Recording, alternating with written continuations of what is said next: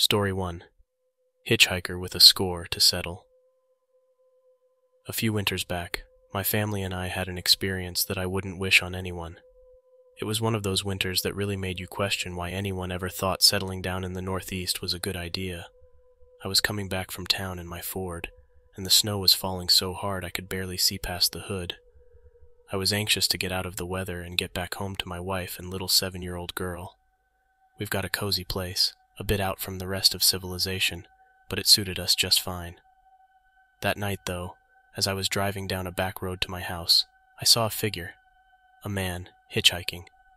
Out there, in the thick of nowhere, with the snow coming down like the end of days. It was very odd. I never saw a broken-down car or anything, so I couldn't imagine somebody would be out walking around in this type of weather unless there was some type of emergency. Maybe it's somebody I knew, I thought to myself. As I approached the man, he turned and looked at me. He was a skinny, rough-looking guy, maybe in his mid-30s, decked out in dark clothing with a hood over his head. Slowly creeping along in the wintry darkness, the man put out his hand and stuck out his thumb. It was the universal sign for "I need a ride." I'm one for always helping people out, but in this type of weather, the smartest thing to do was to head straight home. The roads weren't safe to drive on in the first place, and it'd be even more dangerous to continue driving around ensuring that I could get a complete stranger from point A to point B. Aside from that, the look in this guy's eyes kind of gave me a chill. So I kept driving, and just a few feet on the other side of him, I hooked a right onto the road that would lead me to my wife and daughter. When I glanced back in my mirror, I saw him step out into the road, hands thrown up high, like he was cursing me, or the gods, or who knows what, for not picking him up.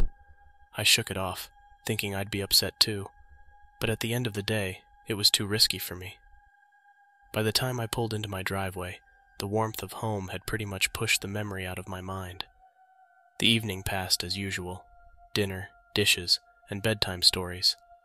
But just as my wife and I were about to call it a night ourselves, my daughter came scurrying into our room, all spooked, saying she was hearing noises outside her window. I went with her back to her room, peeked through the blinds, and of course, there was nothing but the winter storm doing its thing. "There's nothing there, baby," I said to her as I laid her back down in her bed. "But Daddy, I heard a scratching sound," she whimpered back at me. "I think it's just the wind and snow. Try to get some sleep, and Daddy will take a look again in the morning, okay?" Hesitantly, she shook her head up and down as I tucked her back into her sheets. I sat there with her for a few minutes as she slowly began to nod off. Turning off the lights, I slowly made my way back down the hall and slipped back into bed with my wife. "She'll be fine," I whispered to my wife, trying to soothe the worried face she was displaying. "It's just the wind, nothing to fret over." I gave my wife a kiss and pulled the covers up, trying to settle into sleep myself. I had just hit that point, midway between wake and sleep, when out of nowhere, a loud crack split the night, jarring both my wife and I straight up. It was followed by the unmistakable sound of my truck's alarm wailing in the night. Our daughter's scream pierced through the dark house, and my wife and I both leaped out of bed. We rushed to our daughter's side, finding her curled up in her bed, her small frame shaking with terror. My wife wrapped her in a comforting embrace, while I made for the window, heart hammering in my chest, and peered out into the night. The truck's lights were flashing in a frenzied rhythm, and it looked like the passenger side window had been busted out. I'm not a hero, but I am a father and a husband, so I grabbed my shotgun and keys before heading outside. "Lock the door behind me," I said to my wife as I slipped on my shoes and made my way out the door. As I stepped outside, there were footprints everywhere in the snow. Around the driveway, around my truck, and most disturbingly, just outside my daughter's window. I cut the alarm on my truck, then circled the house, gun at the ready, but found nothing else. Only more footprints leading back down the driveway and out into the woods. Feeling secure enough that the perpetrator had left, my wife let me back inside and I got on the phone and called the cops. "Do you feel like the offender is gone?" the operator asked. "For now, yes," I replied back. "Then we recommend you buckle down and keep the doors locked. It's going to take quite some time to get someone out to your location in this weather." Unfortunately for us, that's the answer I thought we would get even before making the call. When the sun finally rose and the world was still again, I saw the mess that had been made of my truck. It wasn't just the broken window and stolen items from my truck that bothered me. It was the feeling of knowing that someone was just outside my daughter's window. The fact that I didn't take her more seriously bothered me tremendously. By the time the police finally arrived, there was nothing else that they could do. The tracks had been covered by the snow, and there were no signs of anything else. Deep down inside, I knew though. I knew it had to be that hitchhiker, the man on the road. I was certain he had seen me turn into my driveway and had a score to settle with me for not picking him up. But what could anybody do? He was a ghost now, long gone. He had probably already caught that ride that he was looking for. In the end, the window on my truck and the items stolen, those things are replaceable. What's not replaceable, however, is the sense of safety and peace that my wife and daughter should always feel in their own home. The violation of our sanctuary, the fear that gripped my daughter's heart, the look of concern etched onto my wife's face. Those are the true losses, the ones that no amount of money or time can reclaim. From that day on, my focus has always been on restoring and safeguarding what truly matters, the well-being and security of my family.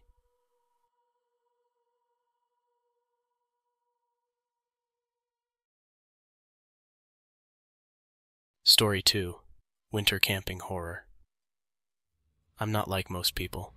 When the weather reports started warning of a winter storm rolling in, most folks would hunker down at home. But me, not so much. I hitched up my camping trailer, packed up enough supplies, and headed out into the woods with my old dog, Chester. I'm no stranger to winter camping. I love it, and have done it many times. It's not for everyone, though. If you don't know what you're doing, it can be deadly. If you don't have shelter, heat, food, and water, you could be in for a long ride. My shelter was a sturdy little trailer that's seen more snow than a plow truck, and Chester, well, he's more wolf than dog when the snow starts falling. So with the storm fast approaching, we found our usual spot, an old clearing just off some long-forgotten logging road. I got a fire going strong enough to push back against the chill, and Chester and I sat there watching the snowflakes begin to trickle in. That first night, we slept soundly, wrapped up in the quiet of the world. I love the woods in the winter. To me, there's nothing like it. The next morning, we woke up to a world painted with a fresh coat of snow, and it was like being on another planet. I hit the burner, boiled some water, sipped my coffee, and shared a couple of bacon strips with Chester over breakfast. I guess you could say that it was part of our ritual. In the afternoon, with the snow still coming down very gently, I decided we should stretch our legs. Chester seemed up for it too, until just about the time we were about to leave the campsite.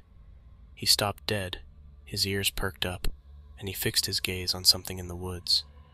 "What is it, boy?" I asked, but he just grumbled low in his throat. Peering out into the woods, I didn't see anything but snow and trees. Figuring it was probably just a deer or a rabbit or something, I locked up and pulled him along, though he seemed reluctant. We walked the old logging roads we had walked many times.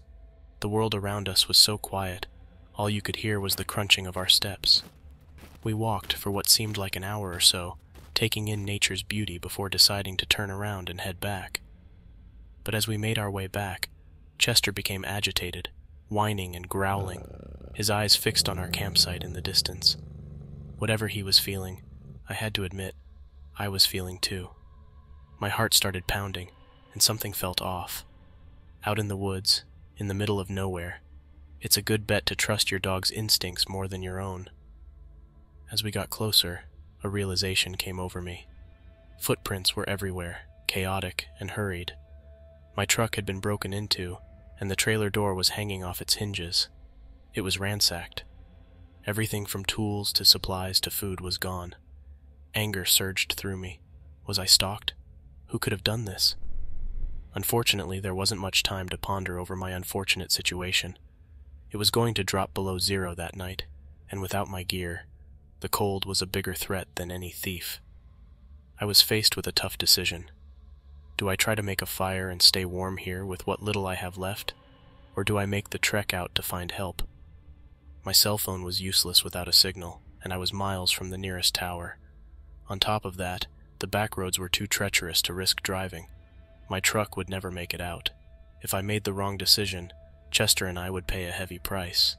We would need to walk to the main road, which hopefully would be drivable for someone to pick us up. If we walked and my cell phone didn't get a signal, or if nobody drove by, then there was a strong chance that we could freeze to death. Looking at my watch, there was still a few hours of daylight left. If we were going to walk out, then we had to start walking. Right then. So that's what I decided, and that's what we did. As we trudged down the logging road, Chester stayed close, his growls replaced by a whine that matched the ache in my bones. "I'm sorry, boy," I said to him, "but if we don't get to a place where we can get a signal, we could be in some real trouble."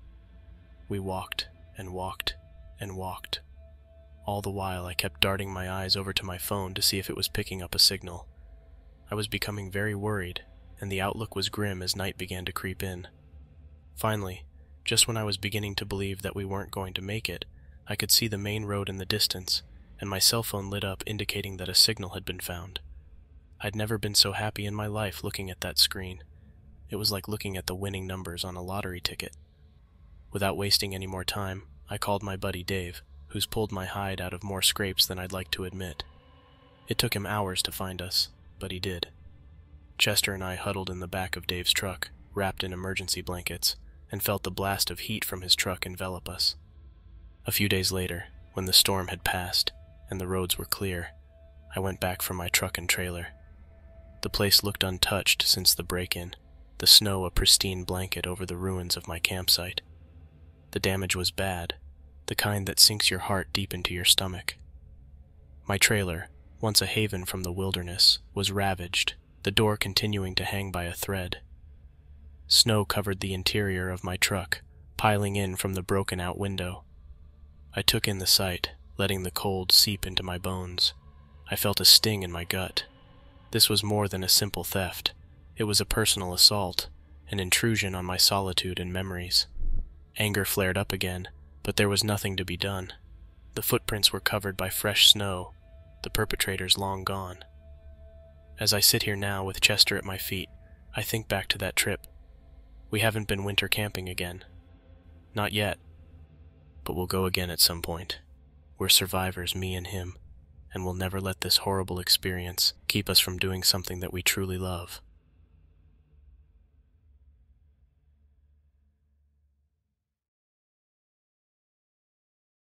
Story 3. The Longest Night. Back in '99, I was just a kid, 17 and invincible, or so I thought. It was the edge of the millennium, and you could almost taste the anticipation in the air, like we were all barreling towards something monumental. I lived in a small town not far from Salem, Massachusetts, a place with history so thick you could feel it in the frosty air, especially around winter solstice, the longest night of the year. That particular solstice, it was me and my buddies, Tyler, Joey, and Brad. We were restless, caught in that strange place between childhood and the rest of our lives. School was out for winter break, and Christmas was close, but that night we were more interested in rumors than Yuletide cheer. The rumor was that there was a cult in town, and they were planning something for the solstice, something wild and maybe a little dangerous. It was said they'd be at an old, abandoned building on the outskirts of town, one that had been empty so long it was more legend than place. We didn't buy into it, not really. But we were bored, looking for a thrill, so we piled into Tyler's beat-up Chevy and decided to take a look, just to say we did. The first drive-by was uneventful. The building looked dead, as expected, not a soul in sight. Nothing stirred, or so we thought until Brad, always the eagle-eyed one, swore he saw a flicker of light inside. We made another pass, and sure enough, there was a glow, faint but unmistakable. The others were skeptical, but Brad was adamant. So we parked a ways off, and decided to hoof it through the snow as quietly as we could to investigate. We crept around the building, whispering and trying to jump scare each other. It was exhilarating, this dance with the unknown. The first few windows gave us nothing but our reflections in the dark glass. But as we continued to walk around, we saw footprints, fresh in the snow, leading to a door hanging off its hinges. Thankfully, we didn't go in. We weren't that foolish, or so we told ourselves. Instead, we continued our circuit around the perimeter until we found a window that granted us a view of what we were looking for. Inside, there were 4 men, circled up, candles flickering around them, and symbols I couldn't begin to understand marking up the floor. They were chanting, a sound that made our hairs stand on end.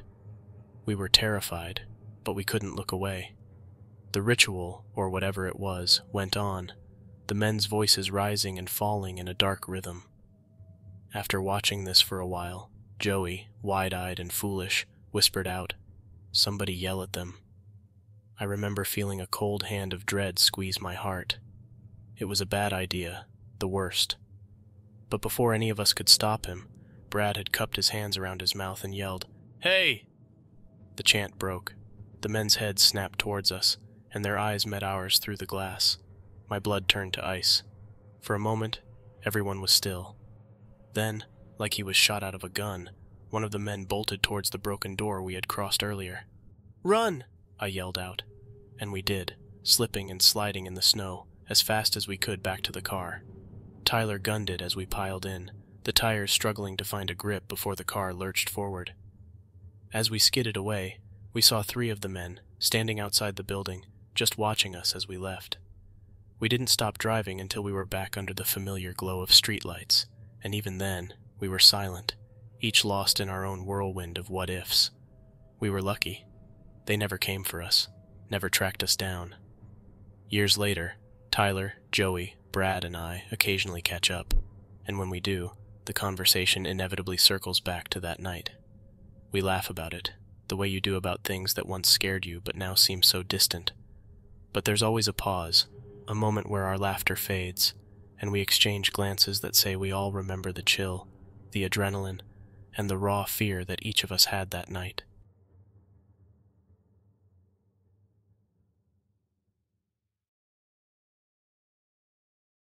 Story 4. The Christmas Day Visitor. When I was a kid, I used to love waking up on Christmas morning and running over to the tree to open up presents.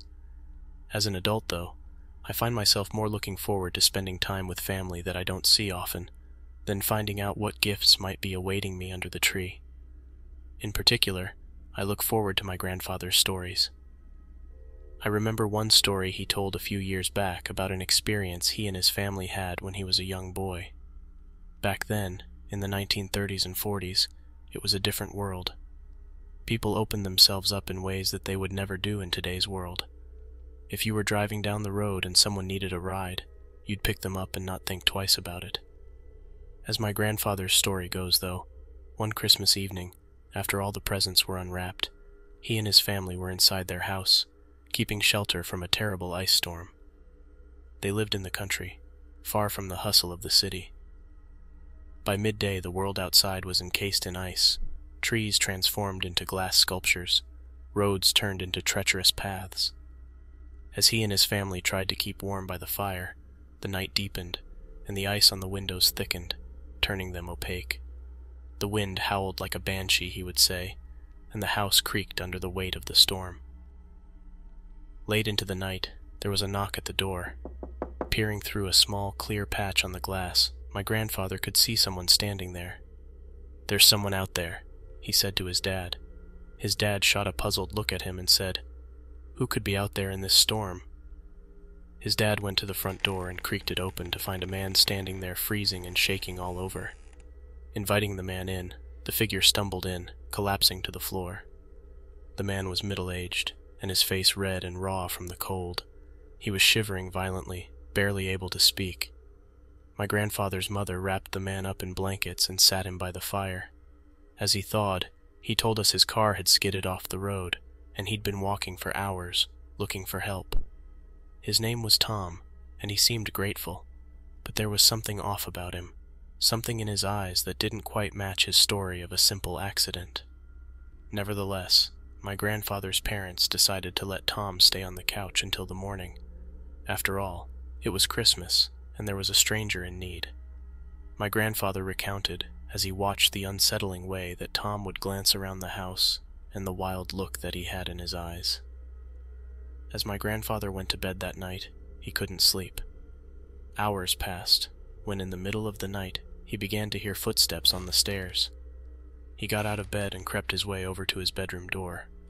As he peered around the corner, he could see that Tom was halfway up the stairs, moving silently, a strange look on his face. Just then, a low and firm voice reverberated through the stairwell. "Everything all right, Tom?" It was my grandfather's dad.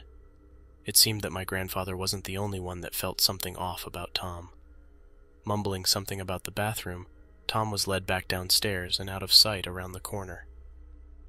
The next morning, Tom was gone. He had slipped back out into the freezing, icy cold and disappeared. 2 days later, a pair of cops showed up at my grandfather's house. They were asking if anyone knew about a car down a ways that had slid off into the ditch. My grandfather's dad recounted the story about Tom and how he had showed up and said that he had car trouble. After some discussion in the living room with the policeman, the truth about Tom was revealed. After approaching the residence of the car's owner, police found a woman inside, dead. She looked like she had been strangled, and her husband was nowhere to be found.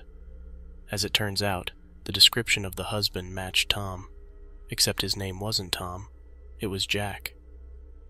The revelation about the person that was inside their home turned my grandfather, as well as the rest of his family, pale. In their act of kindness on Christmas Day, they had provided shelter to a man that had just murdered his wife. After 3 years on the run, Tom, or Jack rather, was finally caught and brought to justice 4 states away. The incident became a somber family tale, a poignant reminder of the fragile boundary between trust and caution.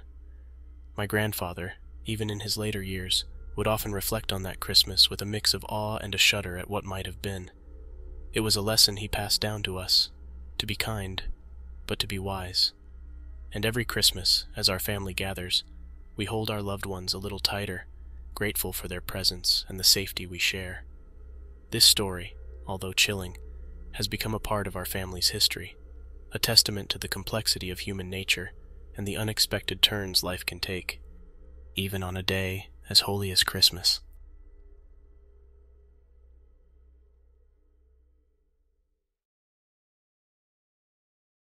Story 5. A Chilling Walk to Remember. It feels like it happened just yesterday, though many winters have passed since then. Back in the mid-90s, our world seemed quieter, or maybe that's just how we chose to remember it. Our small town was wrapped in a unique solitude, especially under the heavy cloak of winter. Now, as a much older man, I can still feel that chill in my bones, but it's not the cold that lingers in my memory. It's what happened on that day when I was only 11 years old. School had been out for a couple of days already. A heavy snowstorm came through, bringing with it lots of snow and lots of closings. Businesses, schools, everything was shut down except for the hospital. I was confined to the house with my parents, the television being our only company. Despite this, the allure of the snowy outdoors proved irresistible to me, and soon enough, I was outside, wrapped in layers, my breath forming a misty trail as I set out to build a snowman in our yard. Unlike most others, I'd start with the head of the snowman first, then work my way down, creating the midsection and then the base. The arms and buttons would go on next, and I'd always finish up with the nose, mouth, and then the eyes would go on last. I was a small kid and had no help, so the snowman I built on this particular day was rather small. Regardless, I was happy with my work. As I stood back admiring it, I noticed an old truck slowly passing by our house. Its tires crunched over the frozen ground, moving cautiously. It was a creepy-looking truck that I hadn't seen before, and though its movement was slow, I didn't think much about it, chalking it up to nothing more than caution over the slick roads. Eventually, the truck disappeared around the corner, and I was called back to the warmth of the house. As I was cleaning up, my grandmother called. She and my grandfather lived only a few streets away, and I would often walk over to their house to pay them a visit. After telling her about the snowman I had made in the front yard, she talked about making chocolate chip cookies, and my heart leaped with joy. I could almost taste them, warm, gooey, and comforting against the persistent cold. My grandmother made the best chocolate chip cookies in the world. Eagerly, I begged my parents to let me visit her. They were hesitant at first. The sky was overcast, and the day was fading. But the thought of those cookies, coupled with my youthful persistence, eventually swayed them. They agreed, albeit with a stern warning. "Go straight there and be careful. The roads are slick. Call us as soon as you get there. If we don't hear from you in 10 minutes, we're coming to look for you. Stay the night, and we'll come get you in the morning." I was elated. I emptied my school bag, threw some clothes and overnight essentials into it, and headed out the door. As I ventured out, the snowfall intensified, turning the world into a hazy blend of white and gray.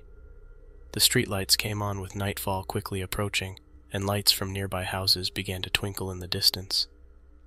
My mother stood at the door as she watched me walk down the street and turn the corner, a tradition she did every time I walked to my grandmother's house. Just as I turned the corner and was out of sight from my parents' house, I began to hear the sound of an engine in the distance. It slowly got closer and closer, coming up from behind me.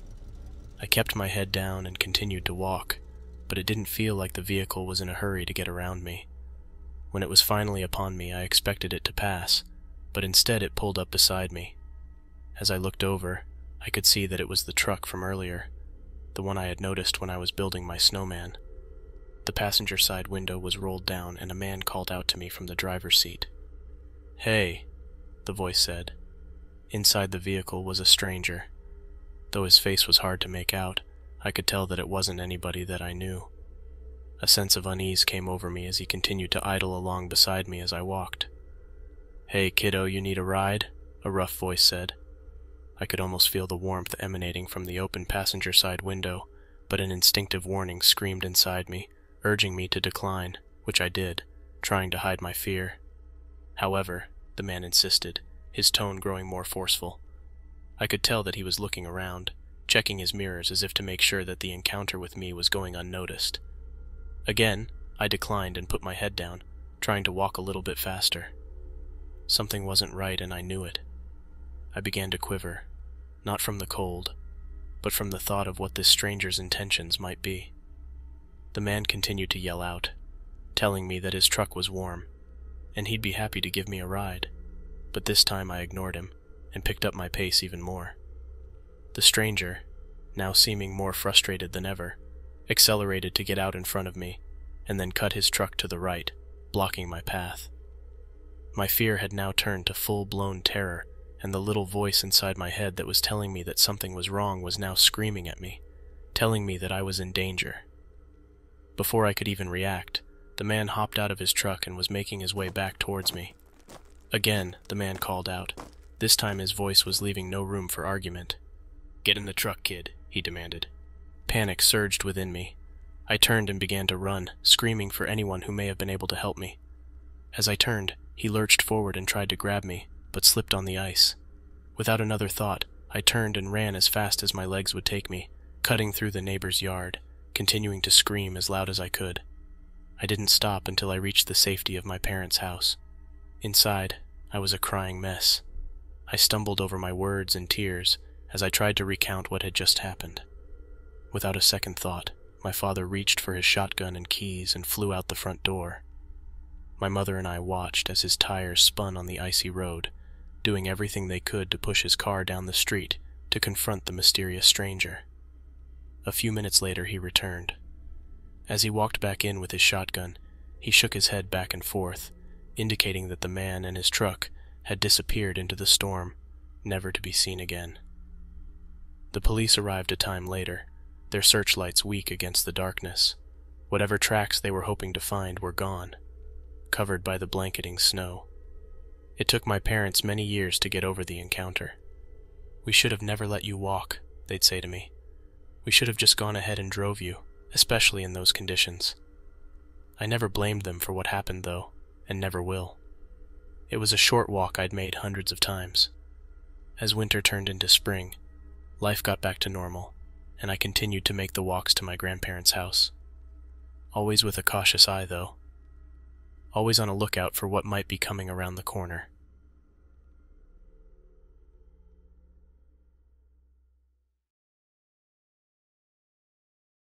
Story 6.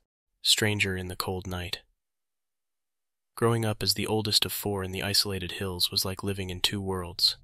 One where I was just a kid, and the other where I was the stand-in parent whenever the adults chose absence over responsibility. At 12, I was already a veteran in sibling care, with a maturity that belied my years.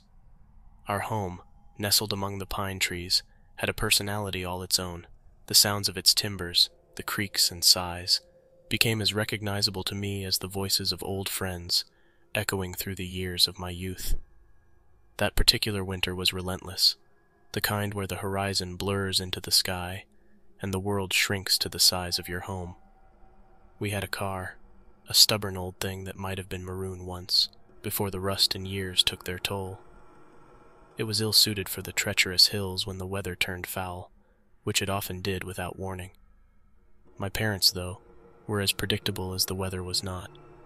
Weekends were their escape, a relative's house, a few drinks, and a night away from their offspring. I didn't know which relative they frequented.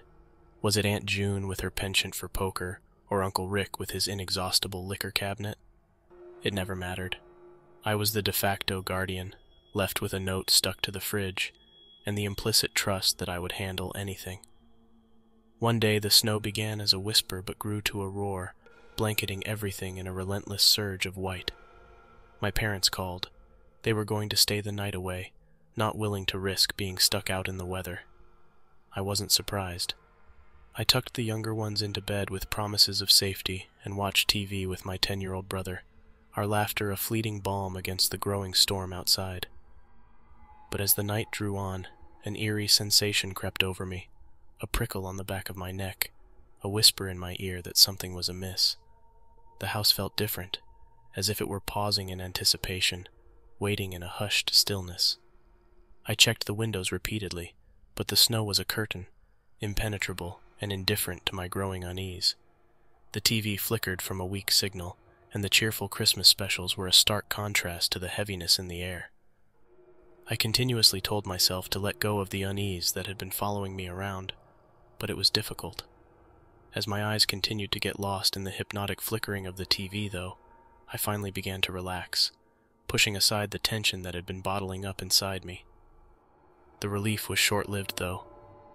Out of nowhere, a deafening crash shattered the calm. I turned to the front of the house, and for a moment, time stood still. An arm thrust through the broken glass of the front door and began reaching for the lock. My brother and I sprang from the couch, our movements a tangle of anxious haste. He was faster, propelled by the pure adrenaline that fear gifts the young. I was slower, caught between the instinct to flee and the need to protect our home. The intruder, a man with hollow eyes and a face I didn't recognize, seemed just as surprised to see me as I was him. I imagined him calculating the solitude of our house, mistaking the lack of a car for an empty home, an easy target. But we were not so easily dismissed. In a move that both scared and impressed me, my little brother returned, rifle in hand. We were hill kids, raised on the belief that self-reliance was as crucial as breathing.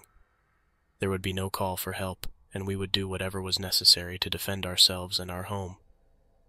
As quickly as he arrived, the man retreated, disappearing into the blizzard, as if he were nothing more than another shadow of the night. We scrambled to barricade the broken window, our hands clumsy and shaking. Then we secured the rest of the house, checking locks we never thought we'd have to rely on. I checked on my other siblings. They were dead asleep, like nothing even happened.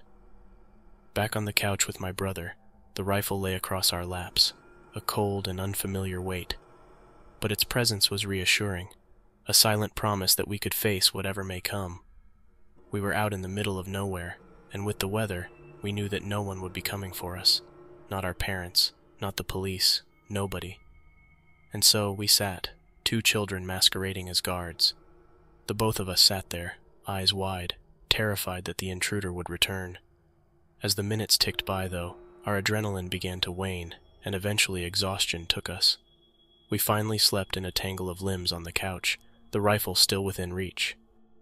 Morning came, revealing a world transformed by the storm. The snow had risen to heights that made the familiar unrecognizable, and the silence was profound. Our parents couldn't return, not through the impassable roads that the snow had claimed as its own. We were alone but unharmed, the fear of the night before etched into the quiet of the dawn. The days that followed were a testament to resilience.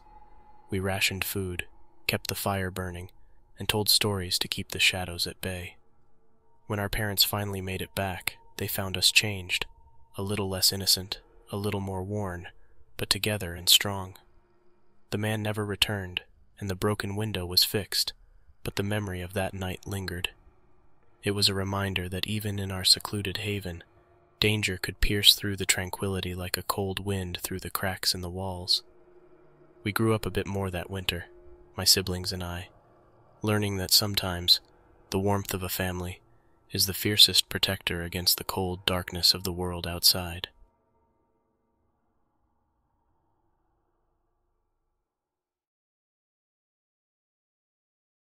Story 7. Christmas Cam Horror. I'll never forget that first Christmas in our new house. It was early December when we moved in, just before the holiday rush, and the excitement of a fresh start was palpable. The neighborhood was decent, the kind of place where kids played outside until it started getting dark. Our landlord seemed relieved to have us, mentioning that the last tenant had been a hassle, not paying rent and such. So we settled in, and I anticipated starting my new job come the new year. Christmas Eve rolled around in a flurry of anticipation. My 2 little girls were at that magical age where Santa Claus was as real as the ground beneath their feet. They were bouncing off the walls, their laughter and excitement filling the house with warmth, despite the chill outside. I remember winking at them and saying, "Santa will be here tonight to drop off presents, so off to bed you go." That's when an idea popped into my head. I had a set of security cameras a coworker had given me as a farewell gift. He had bought them the previous summer, but never got around to setting them up, and eventually decided that he didn't need them. They were simple gadgets, not the latest tech by any means, but they'd snap a picture if they caught movement or sound and send a notification to your phone. I thought it would be fun to set one up and tell the girls that we might catch Santa in action. Of course, we wouldn't actually catch Santa on camera, but nevertheless, I thought it was a fun little thing to do for the girls. I figured I'd tell them later that Santa was just too sneaky to be caught. So, after ushering the girls off to bed and ensuring that they were fast asleep, my wife and I set all the presents out under the tree, and I took some time to set up one of the cameras over the fireplace. Satisfied that we were all set for Christmas morning, my wife and I headed to bed ourselves.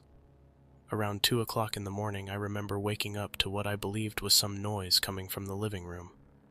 I remember looking over at my wife, who was fast asleep and listening with a purpose for any additional sounds, but there was nothing.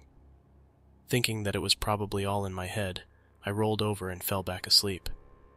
Early the following morning, I awoke to find dozens of notifications that were silently delivered from the camera to my phone throughout the night. "Movement detected," one would read, followed immediately by "sound detected," then movement again, followed by sound. My first reaction was to think that one, or maybe even both of the girls awoke during the night, and did some peeking around in the living room. But as I made my way into our ensuite, my wife hurried her way back into the bedroom from the living room. "Where are all the presents?" she asked. "What do you mean?" I replied back. "The presents that we put under the tree last night, half of them are gone." I was confused. "What do you mean half of them are gone?" "I mean, half of them are gone." Not quite registering what she was telling me, I followed her back to the living room.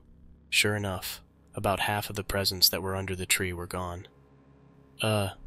Maybe the girls got into them last night while we were sleeping," I said as I scratched my head, trying to make sense of where they could have gone. Just then, the girls made their way in and squealed with excitement over the sight of the gifts, or what was left of them. "Girls, where are the rest of the presents?" my wife asked as she leaned down to give them good morning kisses. "Are there more?" my oldest asked. I could tell by the look on their faces that they had no clue what we were talking about. Just to make sure, my wife and I made our way into their rooms just to double check, and sure enough, there was nothing. We searched high and low in every nook and cranny, to no avail. The presents had vanished. As I stood back in the living room trying to make sense of what might have happened, I caught sight of the camera I had set up just above the fireplace. Then it hit me. All those notifications on my phone. I made my way back to my bedroom and checked my phone. What I saw next turned my blood to ice. The notifications revealed what looked to be a man in our living room. Dozens of snapshots documented this stranger in our home, making his way around, bending down and gathering up the gifts that my wife and I had left under the tree. The horror of that realization was paralyzing. An intruder had been there, just outside my daughter's rooms while we slept. To think that someone had come into our home while we slept terrified me, and as a father, angered me beyond belief. We called the police and supplied the dozens of pictures that had been sent to my phone, but the intruder did well to conceal his identity. He was covered head to toe in dark clothing, and even wore a ski mask to cover his face and gloves to cover his hands.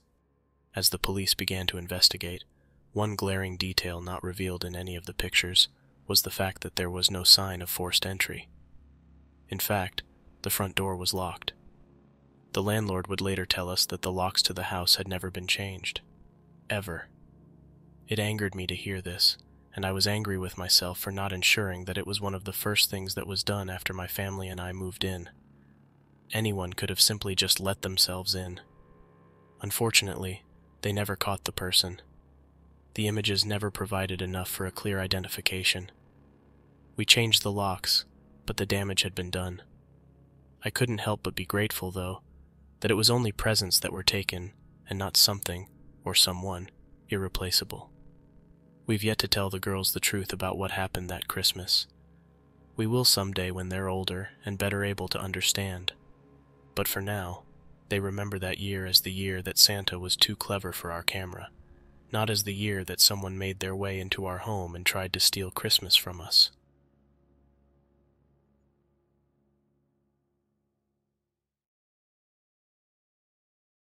Story 8. Winter Hike of Horror.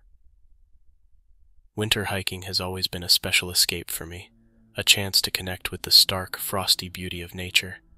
The quietness that comes with the snowfall, blanketing the world in serenity, was what lured me out that cold morning during my winter break from school.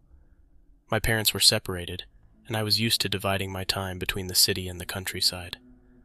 That winter, I was staying with my father in his cabin, nestled in a dense forest, a perfect retreat for a lover of nature like me. My father, a man of few words, understood and respected my passion for the outdoors. While he was at work, I would wander the woods, finding solace in nature's embrace. He never questioned my explorations. Instead, he silently supported them. The day began like any other, with a quiet breakfast with Dad before he left for work. Alone, I prepared for my hike, leaving a note for him and dressing warmly against the December chill. The air was crisp, the sky clear as I set off into the wilderness. I walked for hours, enjoying the frozen beauty of the creeks and the tranquil stillness of the trees. I walked to places I'd never been before, discovering a frozen waterfall and a natural ice sculpture. I felt an overwhelming sense of peace. It was a moment I wanted to remember forever. However, the weather quickly changed. What began as a gentle flurry soon turned into a heavy snowstorm. The landscape was rapidly obscured, transforming the serene setting into a dangerous, blinding whiteout. Fear set in as I realized I was far from any safe shelter. As I struggled through the deepening snow, I decided to take what I believed to be a shortcut. On my path, I came across an old, abandoned shack, a surprising and eerie sight in the middle of nowhere. Deciding that it was best to take shelter for a while, I made my way towards it. With effort, I forced the frozen door open and stepped inside. The interior was cold and dark, and smelled of decay and old earth. It felt like stepping into a forgotten world. I hesitated, absorbing the silence, before curiosity led me to explore. The sparse furnishings were artifacts of a bygone era, and the air was heavy with the presence of the past. As I made my way around, I couldn't shake the feeling that there was something incredibly off about the place. In the back was a single door, slightly ajar, with a faint but eerie light seeping through the crack. I approached slowly, the floorboards creaking beneath my feet. As I got closer and closer, my heartbeat began to pick up pace. I was alone in here, wasn't I? As I pushed the door open, it squeaked like nails on a chalkboard, a sound that reverberated loudly throughout the tiny shack. Through the opening, I could now see the source of the faint light. It was an old gas lantern, barely ablaze. As I stared at the flame, puzzled, trying to figure out what I had walked into, the sight of a thin, pale hand made its way into the light. The hand slowly reached for the control knob, and I could hear the hiss of gas feeding the flame. The once feeble light grew, shining bright now, and illuminating the most grotesque and shocking sight I'd ever seen in my life. On a worn-out bed lay a figure, its skin pale and tight over its bones, moving with an unnatural fluidity. Its eyes, deep and dark, fixed on me with an intensity that was terrifying. It was nearly hairless, and most of its teeth were missing. I was frozen in fear, not knowing what I was looking at, and not knowing what to do. As I stood motionless, trying to process the scene, a dry, raspy voice cut its way through the cold air and commanded me to leave. Fueled by adrenaline, I ran from the shack, back into the storm. The snow and wind were disorienting, but the fear of what I had encountered pushed me to keep going. The journey back was a struggle against the elements and my own fear.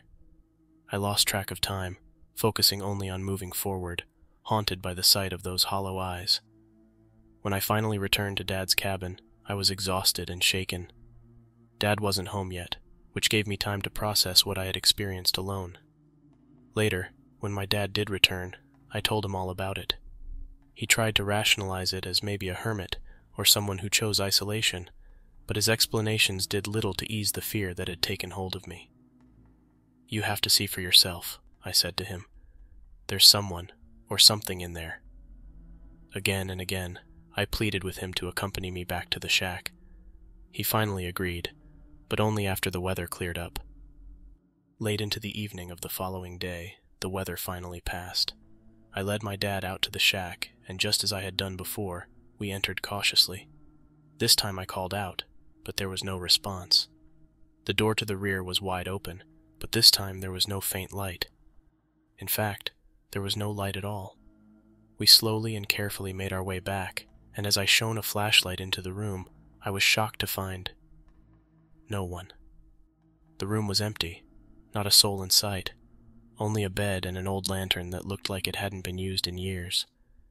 I couldn't believe it. I knew what I had seen the previous day.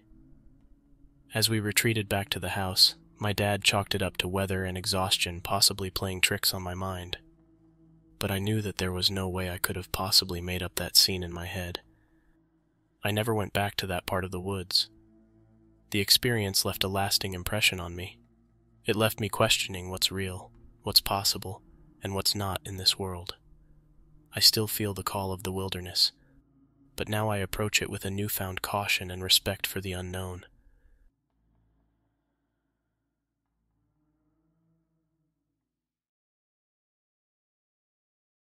Story 9. Are you alone? On Christmas? Last year I had planned to spend Christmas with my parents. They live a few towns over, about 45 minutes away, but as the day approached, the weather had other plans, threatening to lock me away in my small home on the outskirts of town. There was an important in-person work presentation that awaited me after Christmas, and with the weather worsening, I couldn't risk getting stuck at my parents' house and not being available for the presentation. So there I was, making the tough decision to stay home alone on Christmas Day. I remember calling my parents, their voices a mix of understanding and disappointment, and assuring them that I'd visit after the new year, once my project wrapped up. Alone, I peered out the front window as the snow began to fall, my eyes landing on my old car near the road in my front yard.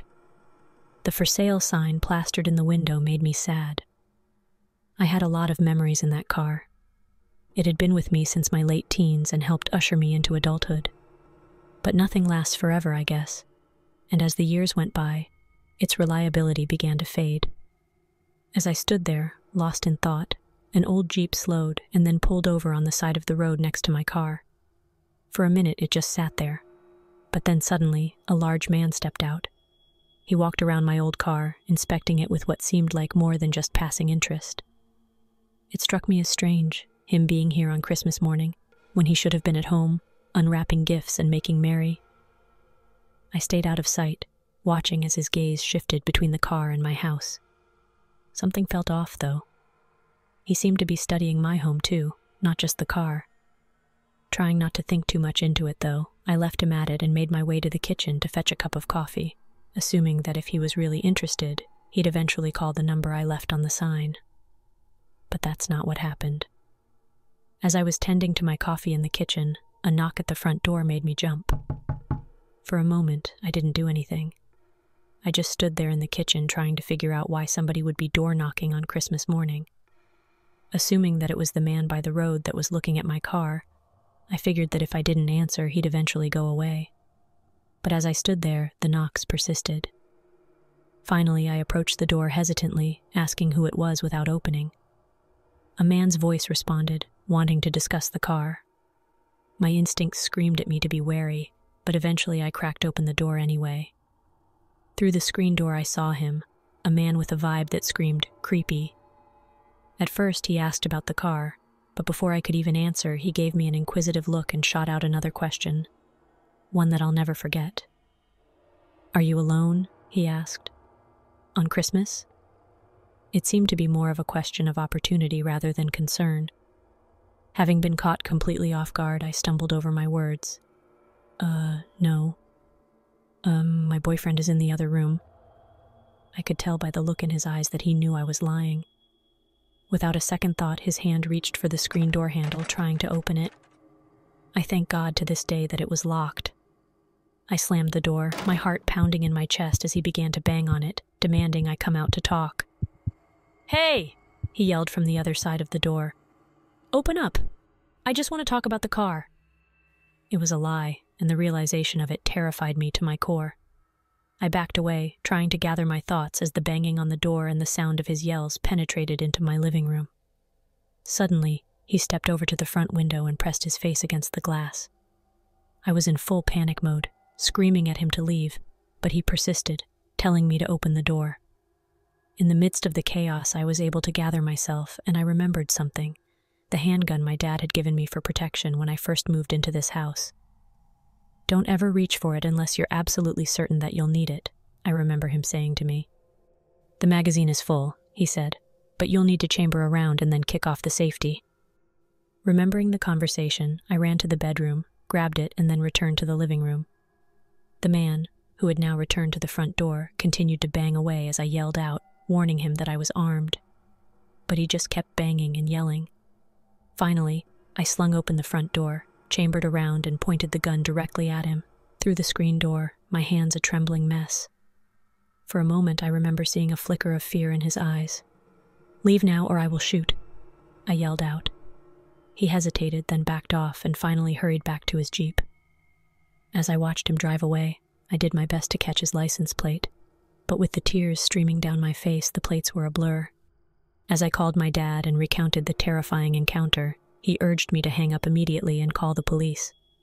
They arrived, and as they took my statement, they sent out a few cars to conduct a search for the man. Unfortunately for me, the worsening weather hampered their search and they were unable to locate him. Weeks passed with no word, and the fear that the man would return hung over me like a dark cloud. But by the grace of God, a few weeks later, a call came in from the police. They had someone in custody, a man arrested miles over in another town for following a woman home from a bar and harassing her. He matched the description that I had given the police, and I was able to positively identify him as the same individual that had pounded on my door Christmas morning. The relief was overwhelming. He wouldn't be coming back anytime soon. That Christmas was the most terrifying Christmas I had ever experienced. The encounter had left me shaken to my core, but it also instilled a newfound strength within me. I had faced my fears head-on, and while I hoped to never find myself in such a harrowing situation again, I knew that if it came to it, I could protect myself.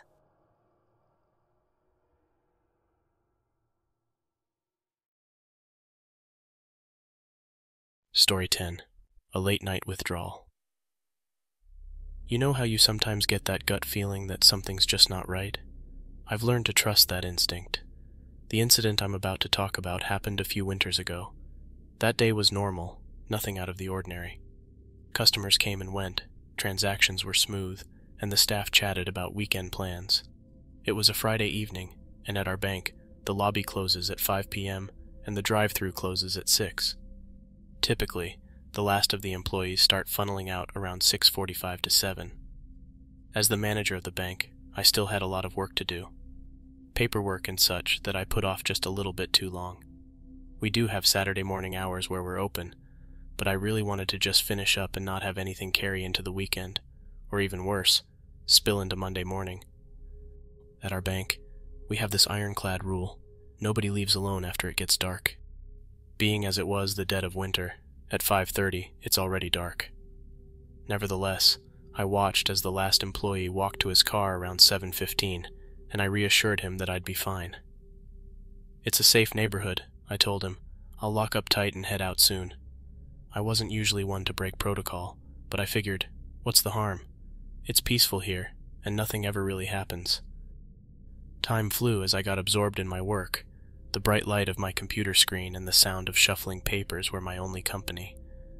I didn't even notice it had gotten so late until I finally looked up to see that it was almost 9 p.m. I started packing up, shutting everything down, and getting ready to head out when I noticed something odd. An unfamiliar car parked too close for comfort next to mine in the parking lot. It was an older model, nondescript, but for some reason, it set off alarms in my head. Something just felt off. I decided not to head straight out. Instead, I watched from behind the blinds, trying to make sense of why the car was there.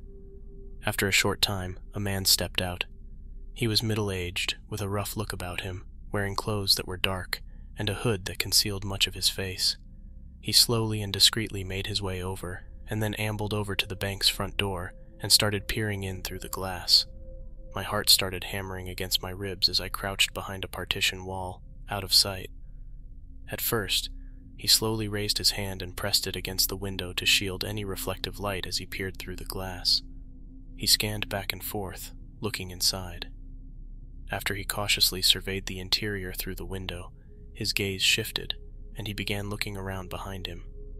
It was as though he was assessing his surroundings, ensuring that no prying eyes were about to see his next move. Once seemingly satisfied that he was in the clear, he subtly reached for the door. With another quick glance over his shoulder, he began to shake the door handle in a determined manner. Thankfully, it was securely locked. For a moment, he stepped back into the shadows, and a slight sense of relief came over me, as I foolishly thought he might be giving up. But instead of returning to his car, he did something unexpected. He walked around to the other side of the building, out of view. Dread washed back over me as I debated what to do. I just wanted the man to leave, but his actions indicated that he wasn't going anywhere anytime soon. If I called the cops, it would have to be reported up, and I could be fired for breaking our nobody leaves alone ironclad rule. Before I could ponder any further, though, a sudden banging erupted from the back door. It was violent, purposeful, and it echoed through the empty bank like a warning. In that moment, any hesitation I had vanished. I dialed 911, my voice a whisper as I described the situation and my location. As the seconds ticked by, the banging got louder and more persistent. "Hurry," I exclaimed to the operator in as forceful of a whisper as I could manage. After what felt like forever, flashing lights finally painted the walls of the bank, and I could hear the cops outside yelling for the man to lay down and put his hands behind his back. Moments later, I was outside giving my statement to the cops as they ushered the man into the back of a car. As I was talking to one of the officers, another one approached. "You're lucky," the cop said to me. "The guy was armed with a knife and has several warrants out for his arrest." I locked up the bank, watched the police drive away with the man, and sat in my car for a long time, trying to calm my racing heart. As expected, the incident had to be reported up, and I was disciplined severely. To be honest, I was surprised that I wasn't fired altogether.